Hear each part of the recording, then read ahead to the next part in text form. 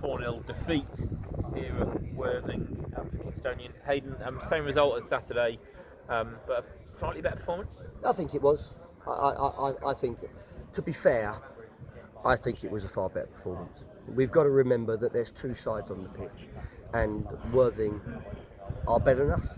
I don't think there's any disgrace in admitting that. They're the best team in the league. I think that they're a team that I would have money on if I was allowed to have back-to-back promotions. I think this is the team that will win this league by a mile, and I would back them to go and even go through the National South as well. They're very, very, very good. For us, I think that we worked hard in preparation for the game. The work is more theory than practical because we couldn't get on the training ground, so these things are difficult to turn around in such a short space of time.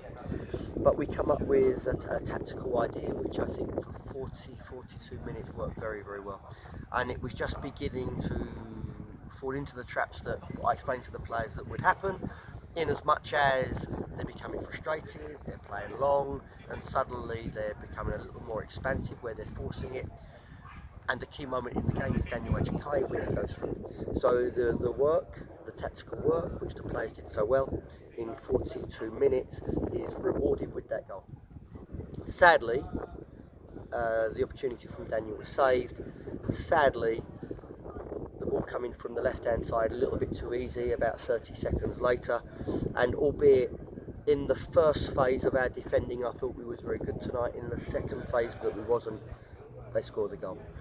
The second goal I need to see again, but I've got to tell you that disappointed me, because if I don't see it again and there's people throwing their bodies on the line to stop that shot, then that's disgraceful, quite frankly, no excuse for it. So all the good work of the first 42 minutes was undone very quickly, and in the second half we've changed shape. You know, you've got to try. You've got to try something. So we moved into a 3-4-3. I think the box midfield gave us a better control.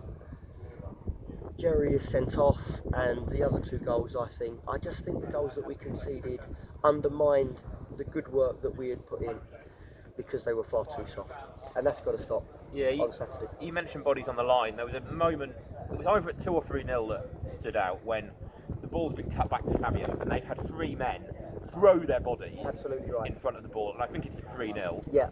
That didn't feel like it was happening with all their goals at the other end of the pitch tonight. You've just reiterated exactly what I said to the players in the dressing room. And if you're a winner, and if you want to win leagues, and if you want to be promoted, that's exactly what you need to do. And you see Worthing are not only the best team in the league with the ball, they're the best team in the league without the ball. And I think Jamie, to be fair, we're saying the same thing, is that I think the team are set up well. I think they are executing the idea well, but you cannot play football against opponents like Worthing and concede such soft goals. And the goals are soft. It feels like we conceded a lot of rebounds. It was what tonight. Yeah, again, I think that there is opinion and there's fact, and that's not a coincidence. Because if you look back across the course of the season, I think even if you look back when we played Worthing in the League Cup, the first phase of the defending is good. The second phase of the defending is not reactive enough, and they're sharp. They have you know the likes of Ollie Pearce, who is clearly exceptional.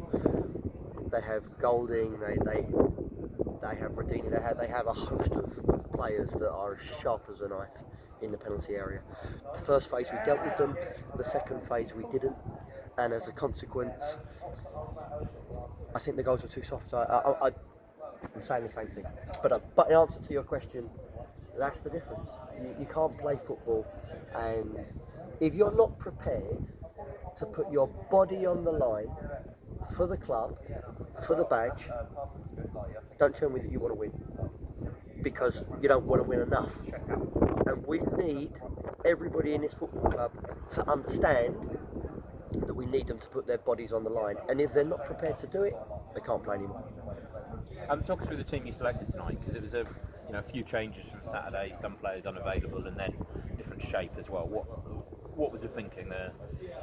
Is there anything specific that you're referring to? Well, it'd be interesting to talk about Naira not being in the squad, but then also there were 4 centre backs on the pitch at the start as well. So yeah, Nyren is injured.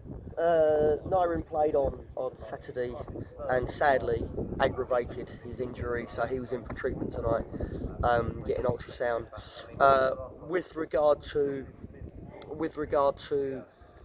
the selection shows a lot of respect to Worthing.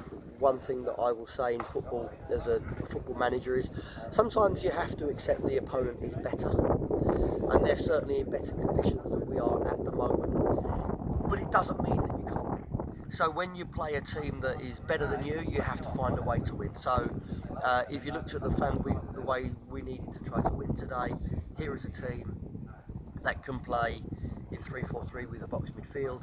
Here is a team that can play in 4-2-3-1 with Ollie Pearce being the catalyst of it. So we had the back four. We had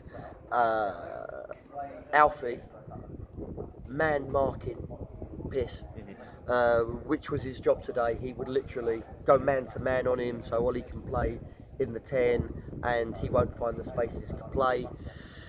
In the wide areas, so Kenny is alongside him. I think Jay Barton was warranted of his selection. I think he deserved it from Saturday. He deserves his opportunity. Koscielny's selection is to create an overload in the half space to give us a possession of the ball in tight areas. And then of course you've got the pace of Walter and Daniel that can hit them on the counter attack. So what we needed to do today was close all the spaces. What we needed to do was to make sure that they couldn't play in between the lines. What we needed to do today is to suffocate key passing areas, and what you saw in the first half is that happened because they were going longer and longer and longer and longer, and for 42 minutes I don't think Serene had a shot to save, but sadly all of that is undone if you give away such soft goals. It's been a pretty tricky 5 or 6 games.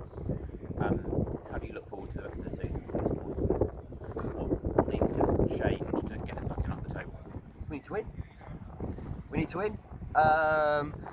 I can understand the fans are disappointed. No one's more disappointed than me. No one is more upset than me. And the players, trust me, the players are sitting in there devastated at the moment. But we need to be calm. Panicking is not going to help. Listen, I've been in bigger holes than this in my football career. This isn't even a hole. This is a divot. We're still in the mix. We're 3, 4, 5, whatever it is now, points off the playoffs. And if we can work hard and if we can improve, I think we come through this period much stronger. My message to everybody is, don't think that this is over. This is not over. Kingstonian will get through this. Bowes and Pitsea will be a good opponent, but I will back us to win against Bowes and Pitsea. Potters Bar is a good opponent. We owe them one. We're going to go to Potters Bar, and I back us to beat them as well. So my mindset is to embrace the challenge. This is the first time that since I've been here, there's been a little dip. There's been a bit of a block in the road, but we are going to embrace the challenge. We're going to meet it head on, and we're going to come in on Thursday, and we're going to come in on Saturday. And if they want to beat us, they're going to have to kill us because we are going to fight for the points. All right. Well, on to Saturday. We'll see them. Thank you.